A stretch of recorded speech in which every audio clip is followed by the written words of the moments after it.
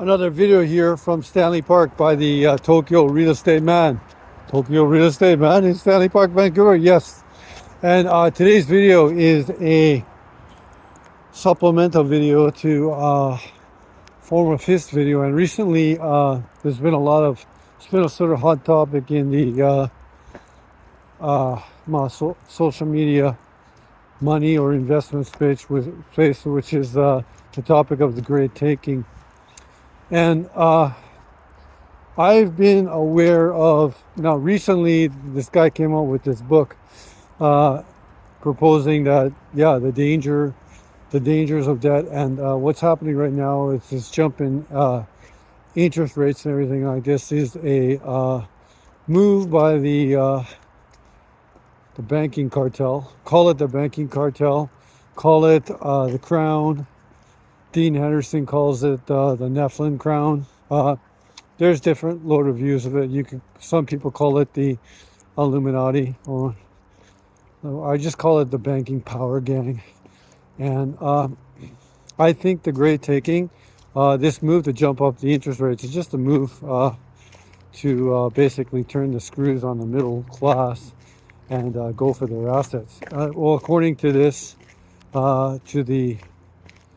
guy who's come out with this recently, I guess, free internet published book for people to look at. And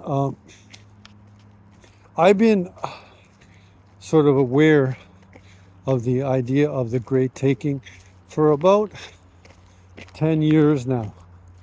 And but I didn't come about it through anybody else's ideas. I just looked actually at at one point over the years. I look at these things all the time, like I get curious about them, but I looked at, I think, the probably the 200 year or perhaps even the 250 year interest rate chart.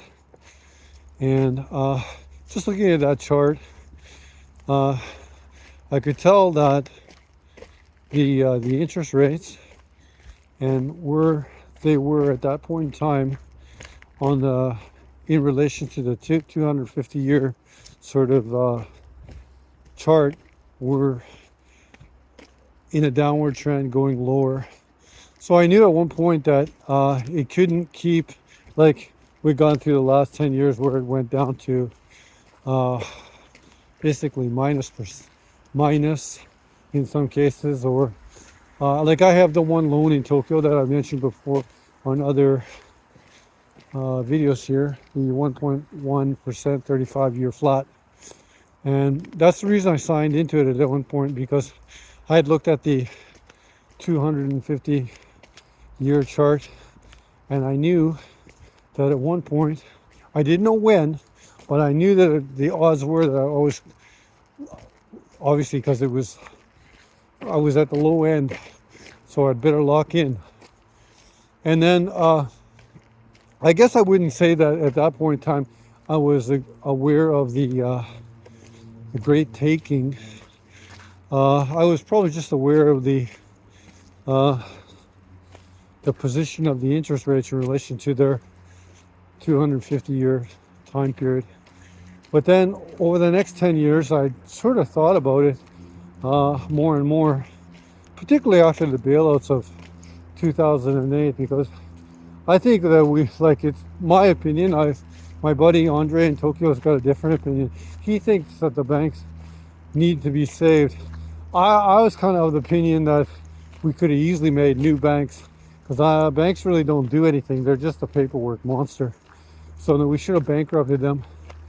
But I could see that they got the money from the government. So basically the banking system, or the banking gang, or the crown, showed their hand that they basically control the governments. And then I thought about that in relation to the 250 year chart, and I thought about how upping the interest rates then could be a very offensive move for the banking cartel or the banking gang to get control of the assets. And then at one point there was, I think his name is Matt, I forget the name of it. He has a site, it's called, he's a Canadian. It's not even revisionist history. They just it's like we call it like I have a degree in history, right? So that would be called his site is I think it's called like the Real Canadian History, and yet I had come across his sort of work and probably the early COVID periods, and that he had talked about the the housing bubble in Canada in the early 1980s. I went through that with my family as a young boy, and I can remember it. And people were losing their houses when they did the same thing. Uh, they jumped the rates up, uh, and then people were caught, were over leveraged, and then they can use these over leveraging events to go after the physical assets, which is the same play that the IMF does or the World Bank does, but they just do it on like larger scale. So I was sort of like over the last 10 years, I sort of knew, summing up what I'm saying here is all these events in my life and just studying like the power systems and what have you. I knew that the great taking could happen, and I then started to like, I had a very offensive stage in my career in my 30s and 40s. I'm in my 50s now, and I had a very offensive stage in my career where I was like expanding my company while the Tokyo real estate assets were on the bottom. But I knew tactically that I was opening myself up to the great taking, or just simply a deleveraging event. So from the age of 45, about 10 years ago now, I really deleveraged, and I actually almost have like no debt at all right now. I'm very comfortable. I have my car business. I'm selling parts. I'm selling cars. I have my real estate business, and I'm in a really comfortable position because I knew that the great taking, especially in the last 5 years, was something that would be eventually played. Now, the great taking, okay, has been set up by a generation of banksters or bank gang people over the last 40 years, and it's a play for physical assets, the same as the IMF or the World Bank would do. Make you loan for a bunch of their phony money, charge a lot of interest, and when you can't pay it back, they go in and get the physical assets, which is the key to this world, the physical assets. And I deleveraged. And but the generation that has set this play up for the bank gang, okay, a lot of them are probably dead, or getting very old, and we know that this group tried to sustain itself for a very, very long time. Some people like Dean Henderson argue that this group has been in power for 12,000 years.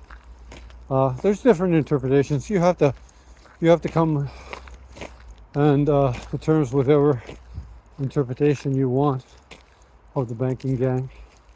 So they're a legacy operation, and will their latest offspring try? Do they have the balls? Do they have the moxie to go for the physical assets of the middle class? We don't know that yet. But yeah, resistance is key. It's key to that.